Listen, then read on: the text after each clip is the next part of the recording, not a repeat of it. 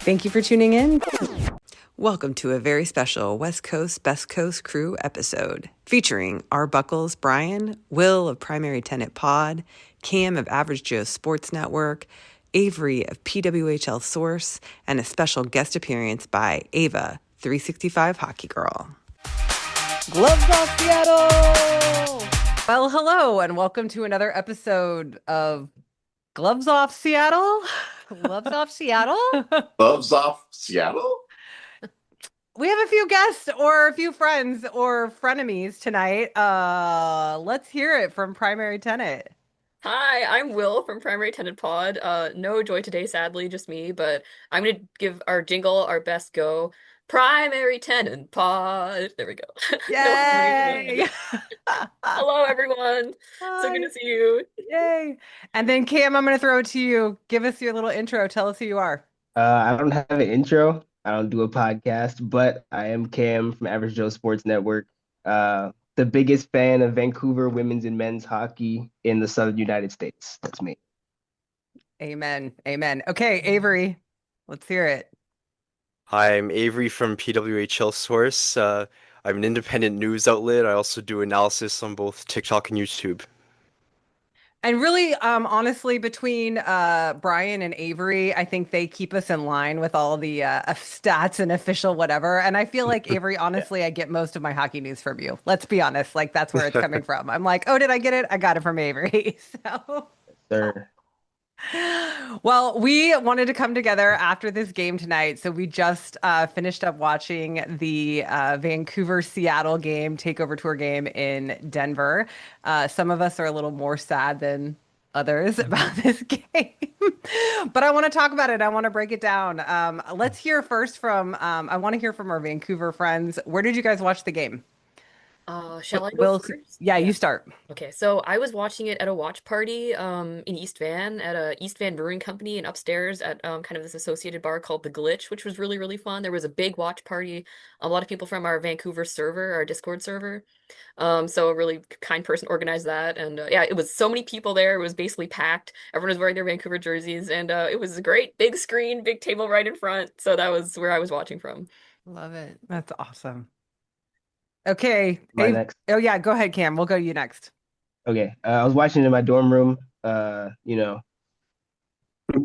in my dorm room. All right. And the Canucks game at the same time. So Cam was dual screening it. Yeah, dual screening it in Mississippi, right? So that's where Cam's at. Yeah. Were you by yourself, Cam? Yes. Okay. So packed watch party to Cam by himself watching two games. And Avery, where were you watching? I was watching from the comfort of my own home. We did too. Don't worry. So that is 100% what we did as well. We had a kiddo birthday party we had to go to actually during the game time. So we actually shut down all of our technology and did not look. I really honestly, guys, like I did not look at my phone until after we got the game. So we watched it after we got home. Yes, we did. We didn't want not. It's hard to watch on delay when you have spoilers. It's really hard, especially if I know we'd lost 3-1. I wouldn't want to watch. But we watched the whole way, and the kiddos were eating dinner, and we had dinner, and it was good. Yeah, so it was packed at the Ricosi McDonald household. Yeah, it was very packed. All four of us were here. And Bryan. Oh my gosh. Well, okay, so my wife had scheduled us to we this Friday, Saturday, Sunday, we watched the entire Lord of the Rings trilogy on screen. And a few days ago, my wife was like, oh, there may be a little bit of an intersect. The Return of the King is a very long movie, so I missed a little bit of the start of this game, but then I caught up and was able to watch the third period live at home while dual screening with the NFC Championship Seahawks game. So how did that go? I heard that it was happening, but I don't know how it ended. Oh, the Seahawks won. Yeah, they're good. It's a Super Bowl rematch from like one of the most traumatic moments. Oh, dude, that was the first sporting event I cried over. I was like 8. I think I was 7 or 8. Oh my God. Well, I think that was 2015. Who? Seattle and who? Seattle and the Patriots, and we didn't run the I don't ball know. on the 1 yard line. Oh, yeah. Yeah. Yeah, gotta so Well, we give know, them just so respect. you know, because we live here in the area, we immediately knew that the Seahawks won because there were fireworks going off everywhere. So we're like, oh yeah, the Seahawks must have just won the game because it was like we live in a more rural area. That sounds really silly. We don't live rurally, but a place where you can shoot off fireworks if you want to. And so Right. yeah, there were a lot of fireworks going off tonight. I currently have a cat under the covers right next to me now, hiding from fireworks. A non-firework loving cat. The new cat, the old cat. No, the old cat. The new cat was Oh. fine with it, but The new cat's like, party. our new cat was just like, huh, and then went back to sleep on the sofa. But our legacy cat always gets scared of fireworks, any sort of fireworks, and burrowed under the covers, and still there, even though the fireworks stopped a while ago. I love the fact that Bryan calls the old cat the legacy cat. That's very cute. Okay, guys, so let's dig into the game. I feel like Vancouver fans are going to have a lot more to say about the first period than we are. So somebody that wants to, break it down, on goal, Hannah Murphy, we were happy to see her. And as always, as a Seattle fan, a little scared to see Mashmeyer in goal. So how are you guys feeling? Yeah. That first period felt very even to me, actually. I think Vancouver was probably a little more in control of the game, but I felt like it really could have gone either way until, obviously the way the period ended was definitely kind of more of a Vancouver thing. Obviously Jen Gardner got that goal with like how many seconds left? I think Five. 5. 5 seconds left. 5.5. Yeah. So that was a surprise, very fun one. But yeah, based on kind of how the rest of the period went, I think it could have been Seattle, could have been Vancouver. Yeah. Whenever we play an even period like that, I get so nervous because I've seen us do it so many times, and then it just flips into the absolute opposite, and then we're losing by like 2. Yeah, exactly. Wow, I feel like we have the same experience. That's hilarious. I'm like, how did Dude. this happen? It was so even, and then it didn't, and then it went sideways. But yeah, So I Well, was if I definitely still nervous. yeah. if I recall, I think Gardner's goal was Vancouver's first shot in like 12 minutes or It something. was 12 minutes. It was a Oh long my time. God. Yeah. Yeah. And did we have a Dude, power play bro. right before that where we had like, I don't know, There was a 47 chances? there was a power play at 16:24. I've got the game stats pulled up, guys. So I'm not like But is that I have no memory like that at all. But that we were on a power play, or Seattle was on a power play. I need to remember. Yeah. It was funny, and I wanted to say this, Will, that you said something about saying like we in your guys' last podcast, and I'm like, no, it is we. Like I feel like I'm part of the team. Like I know I don't play hockey, but I'm still part of the team. It's definitely we.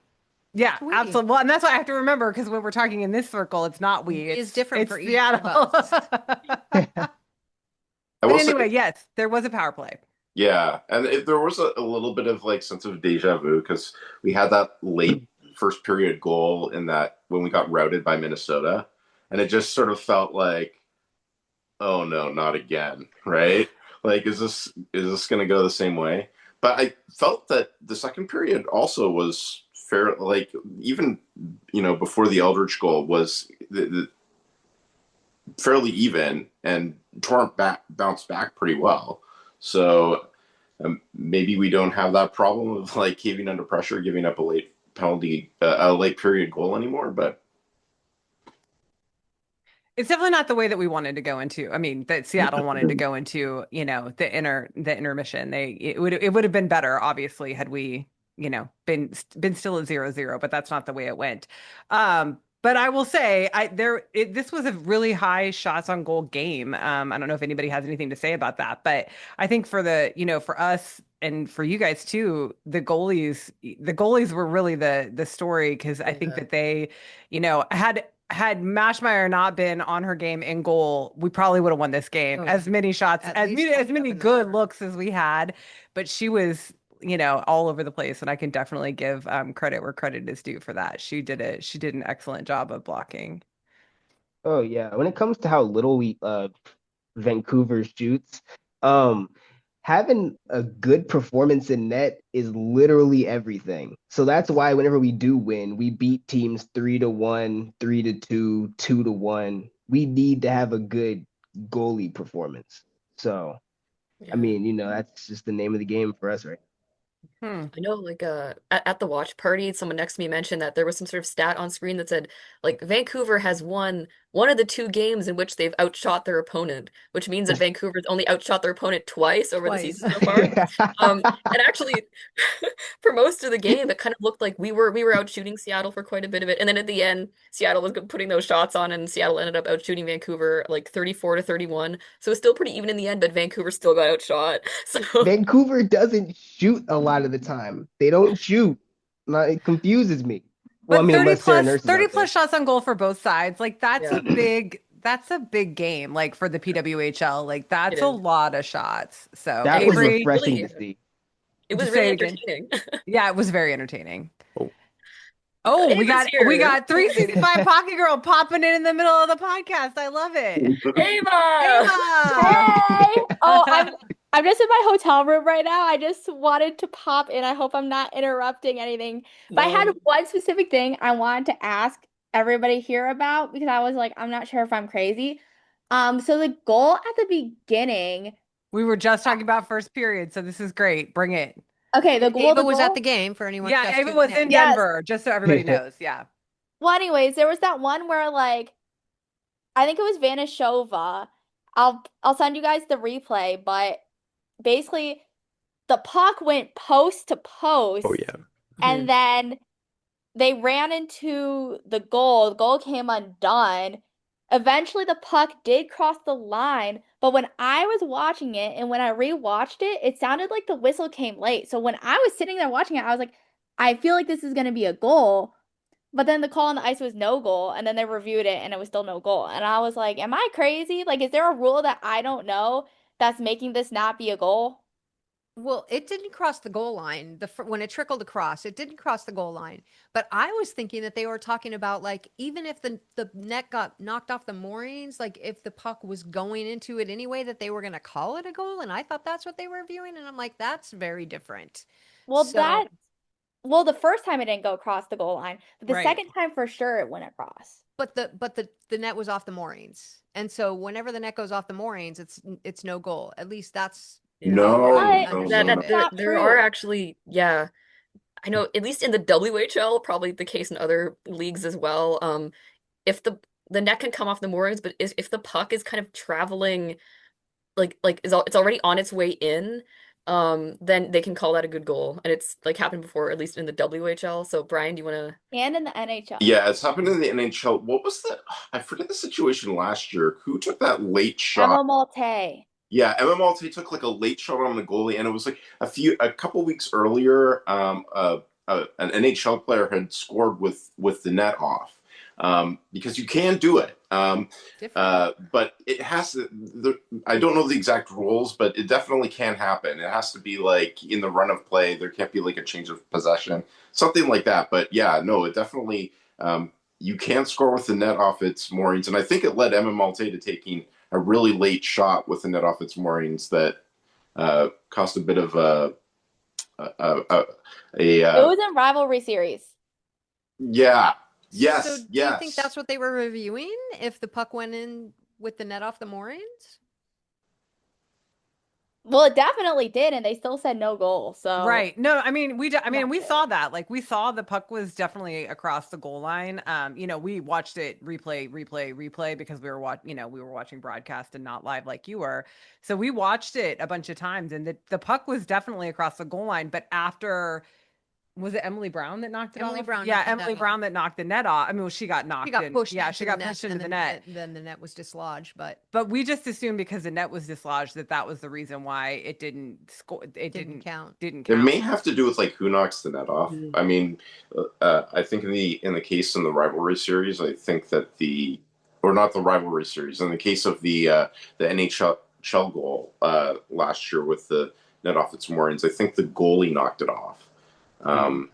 But anyway, this is not fresh in my memory, so I'm kind of speaking through my hat. So, but yeah, you can definitely score. We'll have to go back and look at. We'll have to go back and look at that. I didn't actually. I don't remember what they were talking about when they were reviewing that, because I think that was when I was in the car driving home from the movie, trying to catch up with the game. So Will, what do you say? Yeah, I think what Brian said was correct in that I think it depends on who knocks the net. off. And I think if it's a player from the team that shoots it, it doesn't count, I think. Oh. Question mark. I'll Like, don't quote me correct. on I'll that. correct Yeah. myself in the comments. Oh yeah. I mean, I know, and there'll probably be other people that want to chime in on this too. But it's this is a great question, Ava. I'm glad that you came on and asked. And I want to hear about how Denver was. How was Denver in general? How was the arena? What were the vibes like? Tell us. Honestly, no shade, no shade, no shade. This is gonna sound shady, but definitely like the Torrent home crowd is better. And like it makes sense, right? Like if you're a neutral site game, you're not gonna be cheering Let's Go Torrent nonstop, like at Torrent games. I'm just so used to it that when I show up and it's like I don't know. I expected it to be more pro Torrent. Like there was definitely like a lot of like Seattle Kraken jerseys, a lot of Torrent gear, We could but like we could be their rivals next season though. So exactly. Yeah. And I feel like people are just cheering for goals. Like people just want to see goals. So like when the Goldeneyes scored, everybody's still happy. And then it's just hearing the let's get loud. Like as somebody who always goes to Pacific Coliseum, just hearing the let's get loud, let's get loud. Like every time it's just so happy and so upbeat. And everybody's just so happy. And I'm just sitting there like, bruh. Like, oh my We God. have such an angsty goal song here in Seattle. You know what I mean? Like, Yeah. not so happy and cheerful like in Vancouver. But the people in Denver were really nice, and it was cool to like, I don't know, I'm one of those people where I talk to random people, which sometimes I'm like, maybe people don't want me to talk to them, but I kind of test it out. Like, I try to talk and then see if they want me to talk. I'll be like, oh, can I talk to you? So it's cool to like talk to people and like seems like women's hockey is a really big thing there, just like recreationally. And then like women's sports. Apparently there's a women's sports bar. I'm not sure if it's open. I have to look into that. I want to check out, and they're getting a new NWSL franchise this year. Like they're starting playing in March. yeah, the Summit. Right? So it's cool to just like get to chat with people, feel the energy. Awesome. I'm glad. I'm so glad. I'm glad you were there, and I'm glad you joined. This is awesome. Thanks. But I'm gonna head out now because I want to make some TikToks while You're I'm so funny. fresh. Hey, Ava, thanks for dropping in and making an appearance. We love it. Thanks for having me. Can't wait to listen. Bye. Bye. All right. Ava. Wow, boots on the ground. I know. That's what I was like. We just got our in-house reporter to give us the update, and then That was leave. like a little segment. That was cool. Yeah. I didn't even plan this, guys. It just happened. I do think that I mean, Denver's got to get a team, right? Yeah. Like The attendance looked really good. 11,000. Yeah. I mean, That's a lot.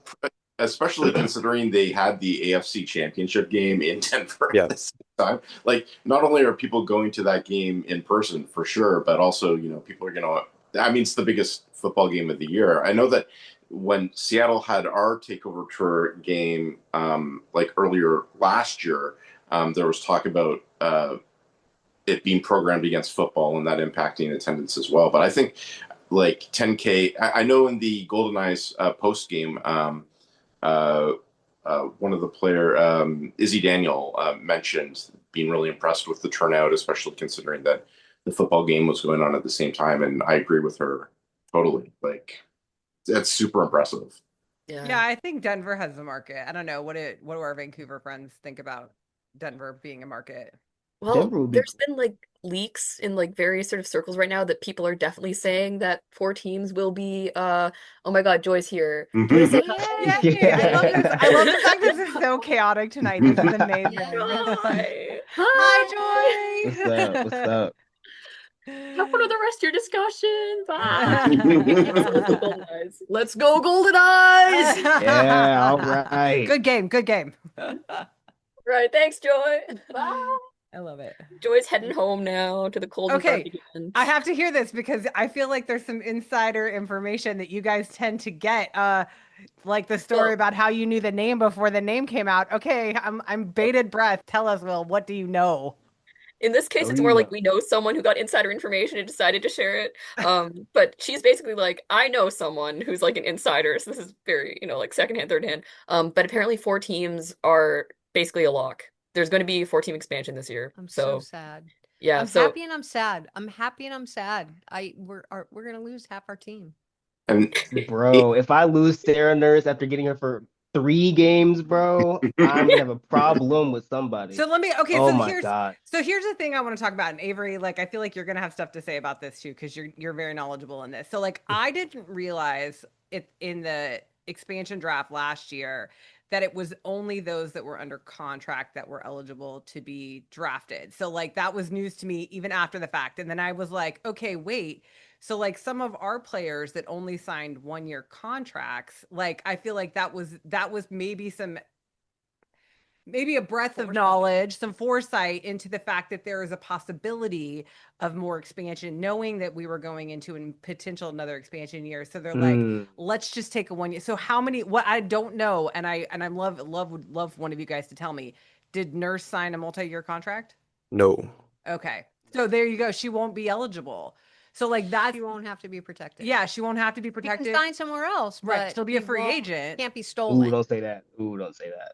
Ooh. Well, no, but the thing is that if she's their number one, I mean, I feel like she's your guys' number one player right now. I mean, good grief, she's come back with a bang after being out. You He's know what I tied mean? for the Like, most goals on the team. absolutely. And I mean, no shade over here at all. Like, I mean, respect, total respect. I cannot imagine them not wooing her. And Avery, I don't know, Avery, Yeah. I feel like you have like stuff to say about this because you were. I feel like even when all this was going on before the season, you had a lot. You had a lot of information. Well, it seemed more like a case of like she knew she was going to be taken regardless, so she might as well pick where she goes. And a lot of talks are like, oh, she's just going to go back to Toronto, but that's not guaranteed. Okay. But I think at this point, like Vancouver, she's Vancouver's to keep, right? Like that's kind of how I feel. Like if she's not gonna be eligible for an expansion draft. She's gonna be a free agent next year. Like they just need to, they'll just need to do enough to keep her. And yeah, right? I think it's going to be either Vancouver or Toronto for her. That's going to be a decision that she has to make. There's certainly advantages to both cities. I mean, her home and her family is more Ontario based, but Vancouver is an amazing city, and she's a more unbelievably even more of a marquee player in Vancouver than in Toronto. And primary tenant bonus, it's pretty cool to have your own sheet of ice. But I can't see her being anywhere other than Toronto or Vancouver, and that puts Vancouver in a pretty good position to re-sign her if there's only one other suitor. Well, I mean, Right. before she came to Vancouver, it was kind of we can't see as anything but a scepter, so who knows, that list may expand to another team. I hope that's Oh, not the don't case, say but that. I Don't know, I say know. that. I'm trying not to manifest it here. I Oh. want her to stay. I need her to stay. Oh, man. Yes, Oh, we do. yeah. Well, let's get through the game really quick. Not that really quick, not that I want to rush through it, but then I also want to talk. I mean, there was a huge trade that just happened. I mean, there's a lot of stuff that I want to get through. I want to be able to, just hash out with you guys. So, second period, obviously we got that amazing goal by Jesse that breakaway Jesse Eldridge, beautiful snipe. It was gorgeous. And then we felt like we were back in it. Like, I'm not gonna lie. It was like, oh, okay, good. Like this isn't, we're not gonna get blown away. We can get one past Smash Fire. I don't know how that felt for everybody else on the other side when we got that goal, but I was The, like, the yep, here it is. Yep. You're not going to win 5-0 tonight. touche. Well, Right. yeah, the mood in the watch party definitely kind of became a lot more tense after that. But we were never relaxed actually. So Because by then I think the Canucks were losing 2-0. So by then I was in full doom mode. I was like, yeah, bro, both the teams are gonna lose. This is Oh, it. It's jeez. Oh. over. just another day of Vancouver hockey. Bro, But tell 'twas me not to be. 'Twas not to be. I about say I was really glad to see that Eldridge goal, like aside from, the fact that I was against the Goldeneyes, because I mean she is such a nifty player and like, the scrunchie, everyone at the watch party was like, oh my God, the pink scrunchie, it was Yes. great. So they got to That's what experience I the know her Eldridge for. thing. Yeah. Yep. Yeah. Love the pink scrunchie. Yeah. She's just an all around good person too. She So. really is. Yeah. She really is. I don't know if you caught the interview with her in the mid game, but you guys saw that in the broadcast, and she was just kind of like, I don't want to jinx anything. Like she's just like, I don't want to say too much. I don't want to jinx anything. And I'm like, that's exactly it. Like, why would you ask me a question about how the game's gonna end mid game? Like, no, stop. Nope, leave that alone. That's right. That's exactly what she said. She's Better like, intermission questions. That's right. I'm not gonna answer that. So Ava sent a little update on the awarded goal with the net dislodged. Okay, what and was that second period? Did that happen in the second period? I think she said it happened in the first period. Oh, it was the first period. Okay. Anyway, the rule is that in the event the goal post is displaced either deliberately or accidentally by a defending player prior to the puck crossing the goal line between the normal position of the goalpost, the referee may award a goal. So it does need to be dislodged by the defending player, and so maybe they just decided, because I mean it was dislodged by Emily Brown. I know Brownie did it, but they pushed her into it. So I There's don't also, know if like, deliberately. I also don't know, like, if there's an intent to blow the whistle. Like the whistle can, in the NHL anyway, there's like intent to blow the whistle if the puck isn't seen. If the referee is a little bit late to doing the actual whistling, they can call off a goal if it goes in, even if the whistle is blown after it goes in. It's called like intent to blow. Again, I'll correct myself in the comments. Sorry, I thought we were going to talk about heated rivalry later. Wow, but ching. that was a good one. That's a clip. Sorry. That's a clip for sure. Bryan talking about intent to blow. Wow. Okay. Of course. I know. Oh, we got him blushing now too. I love it. Oh, dude. Okay, so now we're tied. Let's just start in the third period, because that's 20-minute hockey yeah, game. it's a 20-minute hockey game at this point. Like we're all tied up, and yeah, I didn't feel like it was incredibly one-sided until you guys got 2 goals ahead, and then we turned on the afterburners. It was crazy. Yes. By then I was feeling great. I was like, I did not expect this to happen. And I was just there for the ride. It was also how it happened, right? Like normally Seattle, like we dominate the net front, right? We're supposed to be scoring the goals in front of the net front, and we're, supposed to be defending our house. Normally when we're getting scored against, it's on like rush chances or those point shots. But, when you are somehow, the Goldeneyes ended up like 2 versus 1 against Alex Carpenter defending net front. I don't know how that happened, but that was definitely a mismatch that was taken advantage of. And then on the second one, again, just, losing that net front battle was a little bit uncharacteristic for Torrin. Yeah. Mm-hmm. Will, did you have something to say? I felt like you started. No. No, okay, sorry. Don't want to call you out. Taking in the information. No, but I'll add one more thing though. Like that, seeing the Goldeneyes in a position where they're getting 2-on-1 rushes, that doesn't happen. That literally never happens. Even if we're 1 man up on a rush, that literally never happens. So to see it happen and happen that consistently, and then on top of that, we're scoring them, I'm like, oh, well, I didn't even expect us to score them. I'm already having a good time just watching us be a man up on a rush. Oh, man. So good. Such a good game. I feel like the Goldeneyes kind of match up. It was an well entertaining. against the Oh, sorry. Go ahead, Yeah. Will. Oh, sorry. Yeah, just I feel like the Goldeneyes match up well against the Torrent. It was like vice versa, even though it kind of fell the Goldeneyes' way this time. I think it was. I mean, we saw in like the first ever game, it went to overtime that one. I think it's just always an entertaining game. It goes back and forth. Oh, yeah. It's some of those games can be slogs, but not a Goldeneyes Torrent game. So. Yeah. I agree. I will say this. I don't know who was commentating. I'm just going to put this out there, and I'm going to just blow it out of the water. Whoever was commentating could not. The male half. The male half of the commentating crew could not get the names of our players right to save their life, and it was driving me insane.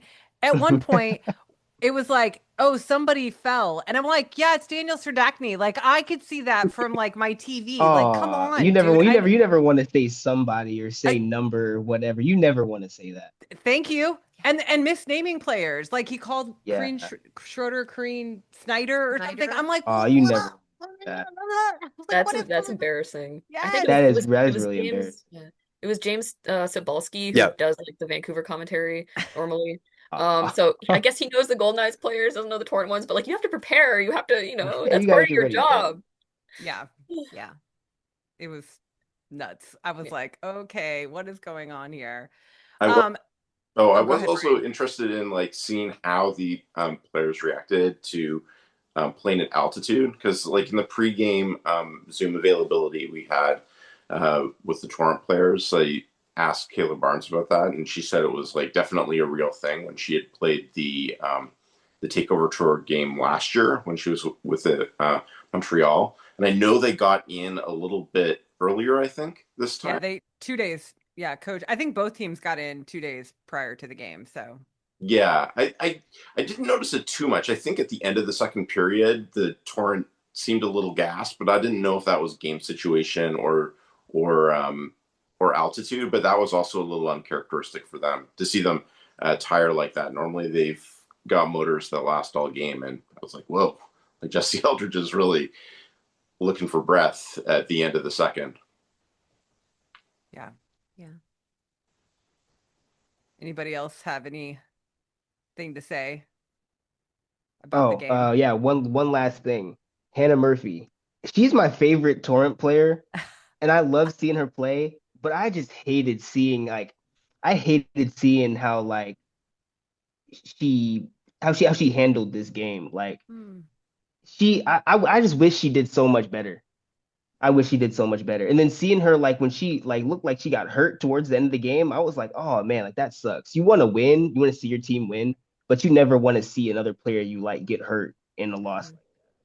I didn't really see what happened if she was speared. I think it was the second period. If you're talking about that, Cameron, where she was really slow to get up and the trainer came out Yeah, and I didn't was tending entirely to see her. what happened myself, but it looked tough though. But she Yeah. got up and kept playing and finished the game, but it She looked got rough. up, nodded, said, "I'm okay." But, and I was watching her pretty close after that, and she seemed to be okay. She didn't seem slow. She didn't seem like she was favoring any Yeah. side. But yeah, it was a tense moment for us too. I Yeah. mean, She was Corinne put her Mask mask on. Yeah. Like she thought she was gonna Oh, come no, out. yeah. So sorry, Yeah. I didn't mean to interrupt you, Will. Yeah, sorry. It looked like that was kind of the play where she was kind of like half her body was kind of out of her crease, and it looked like Sophie Jakes kind of skated into her head. Was that the play? Yeah. Yeah, Yeah. that was, and that's like head contact and stuff. You don't really want to see that Yeah, either, you right? do Because that's not want to see dangerous. that. But yeah, Yeah. especially like a skate that close to like sensitive areas, not good. Right. Yeah. So I mean, I'm glad that she played the rest of the game. Yeah, Yeah. it was okay. Seemed like it. Yeah. Avery, do you have any thoughts about the game overall? Well, just speaking about that incident, like not to like bring negativity or anything, but I know they added in the rule like this year where if a goalie gets injured and they have to come out, they can't re-enter later. Oh. Okay, so I'm gonna Huh. do the hockey newbie question here. I figured once the goalie was out, they were out. Like I didn't realize that they could come back in. Oh no, they can't. That's what I said. No, I They know, used but to they used to previously. be able to. In the NHL, they definitely could, Yeah. and some people use it as like a way to get like a fake timeout because you take a little time, you put the backup goalie in a situation maybe where you're on the power play and you don't think the goalie's going to take much time, and then there's the whole goalie switch, and then 2 minutes later, the other goalie comes back in, so it's kind of like a way to get a fake timeout. And I think I remember that rule Huh. change, Avery, that you're talking about. That when they said that once the goalie was out, they're out. It was one of Yeah. the rules that they changed at the beginning of the season, right? Yeah, and if that were to happen, then Shorter would have went in, and then CJ would go to the bench. Oh, look at us. That's news to me. I didn't know about any of that. Interesting. I didn't know the Yeah. the Because third. right, you need to have your three goalies like CJ isn't dressed though, and she's like third goalie, right? No. No. Mm-mm. No. No, but No. yeah, I think the ruling is like they have to immediately. I think the word immediately is in there. They have to like immediately go get suited up. Yeah. Yeah, Oh. okay. I mean, And they might have suited up later for the picture. I didn't notice if CJ was on the ice. Oh, I didn't either. But I mean, they might have been. they're always in the arena. I can tell you that. So like the whole, harkening back to the whole e-bug conversation, which I had no idea what that was. But like that, that we always, I think the third goalie always travels with the team and always is in the arena. So it would be it would be much different than an NHL, an NHL situation where there's not a third goalie like available. So Reminds me of the David Ayers incident. okay, somebody's gonna have to. I have no idea what we're talking about. Somebody tell me, what is it? What is that? What is that? There was a game, I believe, in 2020 where the Carolina Hurricanes were playing and both of their goalies got injured in the same game. So they brought in like the Maple Leafs or Toronto Marlies, can't remember, Zamboni driver to play goal for them. Is that And the one then- where they won the game? Yeah. Yeah. Yeah. Oh yeah, no, okay. That is Brian, because after that whole e-bug conversation we had on the podcast, like Brian sent me a bunch of Oh sent man, me a that was bunch- like, for anyone who hates the Toronto Maple Leafs, that was like the greatest moment of all time. They lost to a Zamboni driver. Yeah. That's funny. It's funny stuff, man. Okay. So I think I'm gonna let Patty tell her final thoughts about the game because she has a new superstition, which is now holding water. Go ahead, babe. Well, it's not my last word because I've been thinking about my No, last no. for the whole podcast. No. But if Carpy doesn't get a point, we don't win, and it's proven. And I mean, it's just the way it goes. And Carpy did not get a point tonight, and we love when Carpy scores. Don't get me wrong. And Hillary's looking for her 50th point, so we wanted her to score too. Yeah. But and I don't want to say it rests all on the first line, the premier or the Avenger line's shoulders. But they're our leaders. We are behind them, and I don't know. It's indicative of how we play the game, I feel. Yeah. Mm-hmm. So it's funny because the commentators were talking about nicknames for the Vancouver line and that there weren't any nicknames for the Vancouver line. I'm like, well, we've already made nicknames for our line, so And we're working on the fourth line. yeah, we haven't got one for the fourth line yet. We're getting there. We're workshopping local heroes, Brian, just so you know. It's not rolling off the tongue yet. That's fine. We're workshopping it. It's totally normal. Totally normal. With the local heroes angle is that the three players, depending on who they are, really, on our fourth line are all either kind of local to the Seattle area. Jenna Buglioni being an honorary local from Vancouver, Lower Mainland, but also from Edina, which is Patty has a connection to. I have But family in Minnesota. yeah. But I get local heroes not necessarily rolling off the tongue. It's not yet. We'll get there. We'll get there. Did the Vancouver? Do you have any names for your lines? I'm curious. Not Not really. that I know of. Yeah, I think also because Nurse was out, we had a few injuries. Lines have been shuffled around quite a bit as well. So Well, and nothing. let's talk about this huge trade. Like, I Oh, mean, okay, yeah. Vancouver won. Congratulations. Awesome. Thank you guys for 2-0 since the trade. yeah, right? for doing this. So, but let's talk about this huge trade that happened and how you guys feel about it, because I feel like all of us were aghast, number one. And number two, my biggest thing was, oh, they kept the couple together. That's all I was like, yay, the girlfriends get to stay together. Exactly. Like, and then I'm like, now I don't have anything else to say about it. So I'd love to hear what you guys have to say about this trade. I think the Goldeneyes kind of gave away the best player in Kava, but we got younger and we got faster, which was both things that we needed. So on the whole, I'm pretty happy with it. And I think we got a 4C upgrade in McMahon over Lappin. So on the whole, I'm like, yeah, that's my thoughts. Yeah, well, I mean, I'm the vibes guy. I didn't particularly know who everybody involved in the trade was, but I'll tell you this story. I was seeing all of the updates as they were coming out. I was seeing trade. I was like, okay, who are we giving up? Who are we getting? Who are we trading with? Then I'm seeing the teams. I'm like, okay, the Ottawa Charge. Okay, I'm seeing the Vanishova trade rumors back to Ottawa. I'm like, okay. So I'm thinking it's one person. Then I'm seeing like a trade where it says 4 people. Then I'm seeing a trade where it says 6. I'm like, what is going on? Are we gonna have a team? So then I see all these people and I'm like, okay. It wasn't really anybody that I was particularly worried about leaving. And we're winning since the trade. So overall, good trade. But I was very scared leading up to it. Yeah. Yeah, I was also kind of scared that we would just, on a purely selfish level, that we would lose one of my favorite players, and that kind of ended up not That really was being the definitely case. me. So, yeah. That was me. Oh my goodness. I was hoping we wouldn't lose one of my favorites. Yeah, I think Kava was not getting a lot of ice time, and she wasn't trusted by the coaching staff, and you can argue about that, but I don't think she was happy here, and I think she may be happier in Ottawa, and I like Kava and I want her to be happy in a place where she can succeed. So I'm happy for her as well if that can be done for her. So Sure. Yeah. Well, I remember the rumor that she was signed with a Canadian team, and I think Vancouver was the last on my prediction list on that. Interesting. In the summer. Yeah. Yeah. Oh, okay. Well, and how do we feel about the fact that they treated Greco too? I mean, like, I mean, are we assuming like that was just to keep them together, or I feel like yes, if I were just to guess, Greco wasn't doing a ton for Vancouver anyway. Kind of she was mostly kind of seventh defender, and we kind of had a logjam on D once Nina Job Smith got healthy, Job Smith. Because then Samoskevich was being scratched. And I think, Greco and Kava leaving together kind of opened up a spot on D. And they were able to stay together, which I think is important. And there was also a player from Ottawa, like Shokina, who ended up coming into Vancouver, who was she was a late addition to the trade. So people are kind of speculating that maybe they had to add her in because Greco was being added in on the Vancouver side and they needed to add that extra player. So just Yeah. speculation, but that could be possible. Right. Interesting. But overall, obviously, since you guys are winning, good trade. Happy with the trade. Pretty Overall, happy, yeah. good trade. Our offense looks really good now. I'm definitely a fan of how our offense looks post trade. Yeah. That might be more like Nurse coming back than just kind of pure like Mike Snan McMahon and I Shokina. might be a little bit biased. I might be a little bit biased. Yeah, I think Nurse coming back is like the biggest thing ever for the Goldeneyes. Like that's just the biggest Dude. thing. So. Oh my God. I could I mean, talk up about in that for hours. no, she didn't. I was gonna 15 say, and points up today. until this game, I mean, She'd she had, scored in every yeah, game she's since she been came on back. fire. So She got an assist this game. oh, So she got an still, assist. Oh, I didn't. Yeah, yeah. sorry. Isn't she I at didn't- what, 4 or 5 points in like 4 games? She had four points in 3 games. Crazy. Dude, Yeah. she's cooking. As yeah, Nurse goes, so go the Goldeneyes.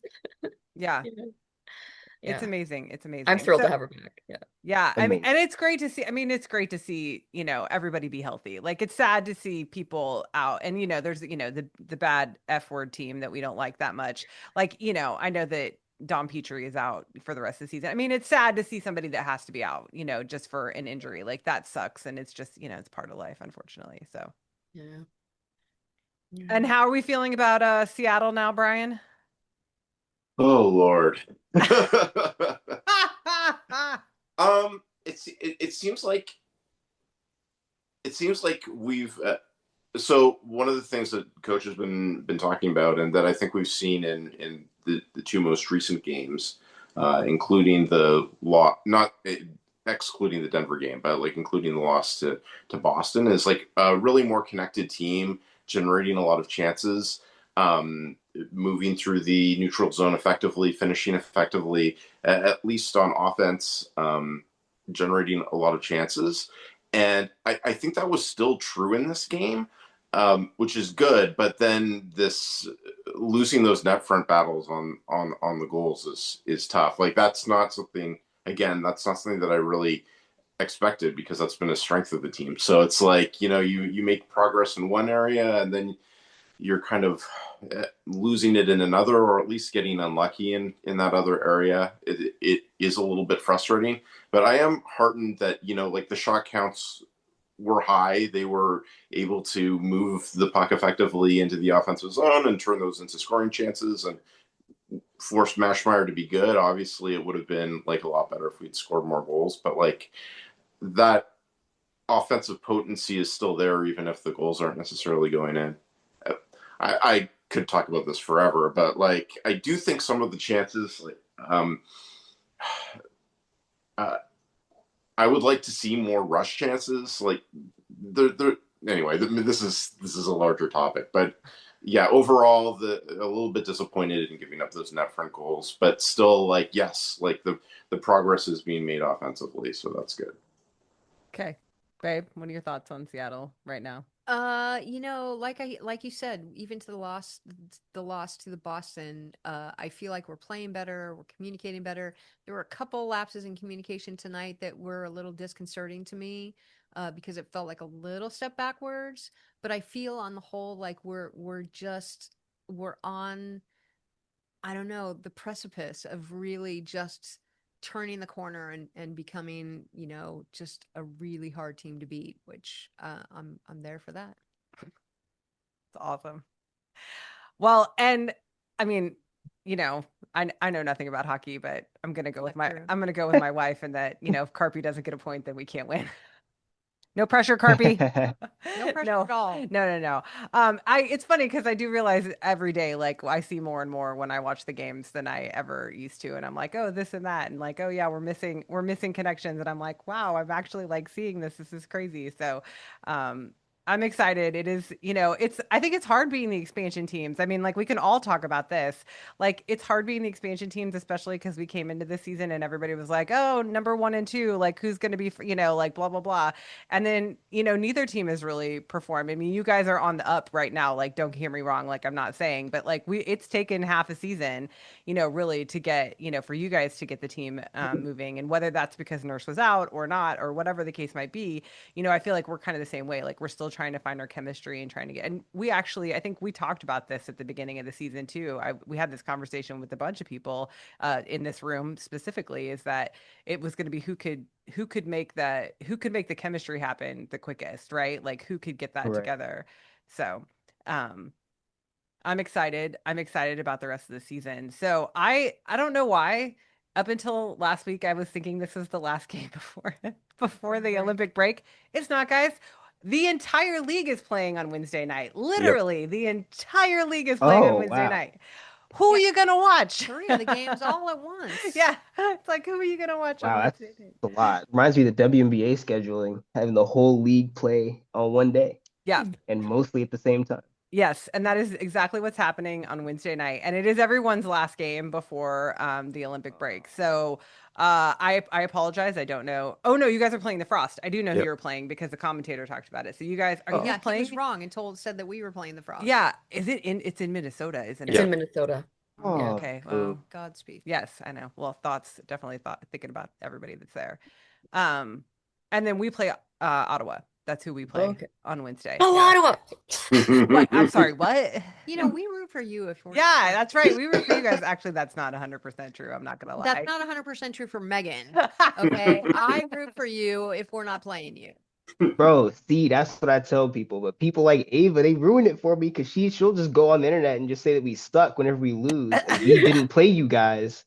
So then it just throws off the whole friendshipness of Oh, all. that's funny. Yeah. The thing I have to say about Ava, and she's not here to defend herself, but I'll still say it, is like that everything that comes out of her mouth is like is a 2-second thought, and then it'll go away in 2 seconds. You know what I mean? I mean, I love her, but like it's whatever's in her mind, that's what comes out, and then by the next moment, it'll be completely the reverse or 360 or whatever. So Well, she has a formidable mind, so that is what's so awesome and why people love Ava, because she says whatever she's thinking. He says it all, man. That's right. yeah. Okay, well, I just want to, I mean, we don't have to talk about heated rivalry unless you really want to, but I really, I know this is going to be a long episode, but I really want to just hear like what you guys are excited about. You excited about the Olympics? Like, what are you excited about for the next month? Because we're not going to have any PWHL to watch, so. Olympics! I'm so excited about the Olympics. All my favorite players in one place. I'm excited to see how they're gonna make this ice work. I'm not hearing yeah. any more like updates on it anymore, so I'm just assuming they just gave up on like trying to fix it or build it or whatever they were doing. So I hope no players go over there and die, I guess. Wait.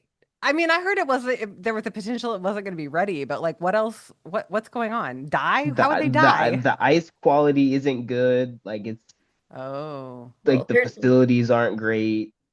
Like, and then even for other sports, their facilities, they haven't, some facilities are barely getting finished.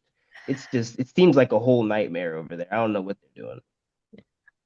I think the ice quality should be okay. They had that one test event. Apparently it was okay for like first use. I think the ice should be okay. The problems is probably gonna be like more like guest amenities and stuff like that won't be finished, and potentially also the locker rooms, which is not a great thing. But the women's arena, the main women's arena is finished. It's just way smaller. It was like the bigger men's arena that was having those problems. The smaller women's arena doesn't really have those issues. So hopefully the women's like event will be more or less okay. I think for almost every Olympics, there's stories like this. This does seem worse than usual, and but fingers crossed. Like the women's tournament does start earlier than the men's, so I don't know. Maybe they're kind of staggering their preparations, and with that in mind. But yeah, I just hope that we have a really good Olympic tournament. I think this is, Coach O'Rourke said after the last game in the press conference that he thinks it's going to be, one of the best Olympic tournaments because of the experience that these players have gotten through being in the PWHL and playing against elite talent night after night. And as concerned as I am for my precious Canadian team Canada and not having the benefit of centralization, I do think that even in the rivalry series, like what we've seen from Team USA has been just some spectacular hockey. And I am just salivating at the idea of that being seen by a much larger audience. Because, what Abby Murphy has been doing, what Layla Edwards has been doing, and then, of course, the stars that we know from the PWHL, what they've been doing. I'm just super excited for more people to get exposed to it.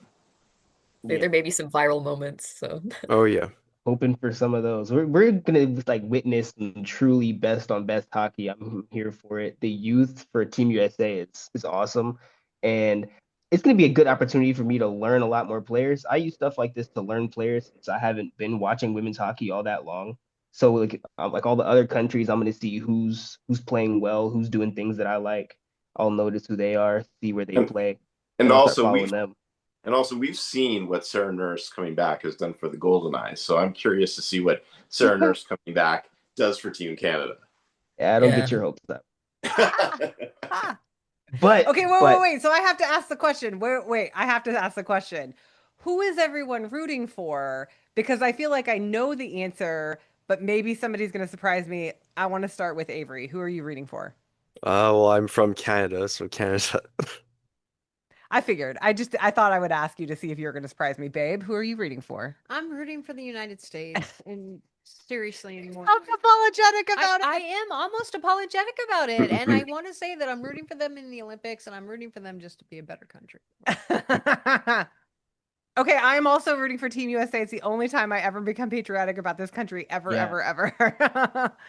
Okay, Will, who are you rooting for in the Olympics? Czechia and Germany. Ooh. That was surprising me. Not Canada. Okay. I can't believe that that what's her name? Gosh, who are we talking about? Coach is coaching Czechia. Oh, Carla McLeod. McLeod, yeah. Yeah. I love Carla. Yeah, we do too. We love Carla. Oh, Carla's awesome. Yeah.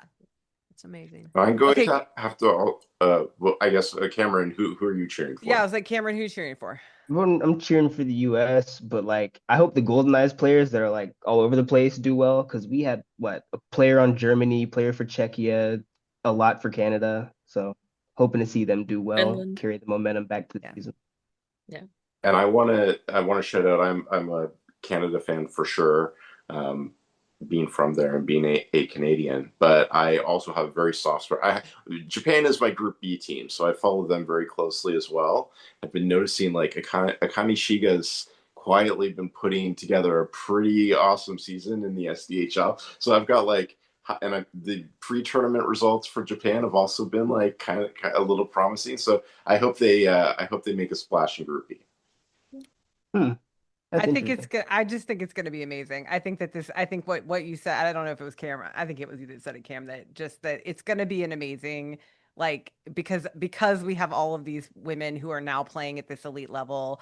They've been able to keep their talents really fresh, over the last couple of years. So we're really walking into probably one of the best, especially from the female aspect, women's hockey Olympics probably ever that we've ever seen before. So and also Team USA fans, we all watch the rivalry series. Let's not come into this thinking we're about to do that same thing. This is a little bit different of an environment. Let's get ready to see a little bit more back and forth and be able to handle that. Yeah. Well, I know I said if Canada wants to win gold, they're going to need the Debian they got in last Olympics. Yeah, definitely not the one. She's been playing really well lately, though. Honestly, anytime we watch a game, I always tell the kids, I'm like, you're in the presence of probably one of the greatest goalies in the PWHL. I really have a lot of respect for Davian. She's amazing. But then And they you said it's then USA has Frankel, so it's like yeah, that's true. But they did a go. statistic on her that like at home, like she's only lost one game like ever in her entire career. Like if she's in net and they're playing at home, like it's yeah. Anyway. What? Yeah, no, it's insane. Yeah, I mean like we were watching a game and somebody said it and I was like, Wow. that is crazy. I know. And then behind Yeah, Frankel, you dude. have Phillips, who is Yeah. not an easier option at all. So to score. No, So, no. yeah. But that's the USA thing has is that we're talking about like that's the crazy thing is like let's talk about I mean we're gonna wrap up because this is a long one but like I just want to say like we're talking about the elite PWHL like we've talked about this these are elite players they cherry pick the best players in the world because it's a small league right and then we're narrowing it down even more for people to go play for their home country right so it's just like the elite of the elite and then let's just suck it in just a little bit more and just cherry pick on top of the cherry pick so it's gonna be incredible okay anybody have last words before Patty gets her last word Go Goldeneyes. and Patty My last word of the night is icing. All right. Goldeneye scored 2 goals after icing calls that I thought were kind of marginal icing calls, but also all of you are icing on the cake of life, the friends that we have made through this league. So icing is my last word. Wow.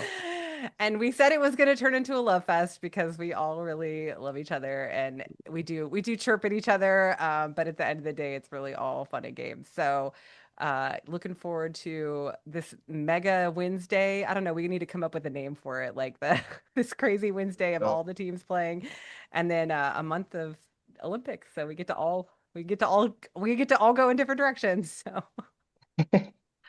thank you all for taking the time and doing this tonight. We appreciate you. Yes, sir. We'll talk later. Bye. All right. And that's the show. Tune in next time for another episode of Gloves Off Seattle.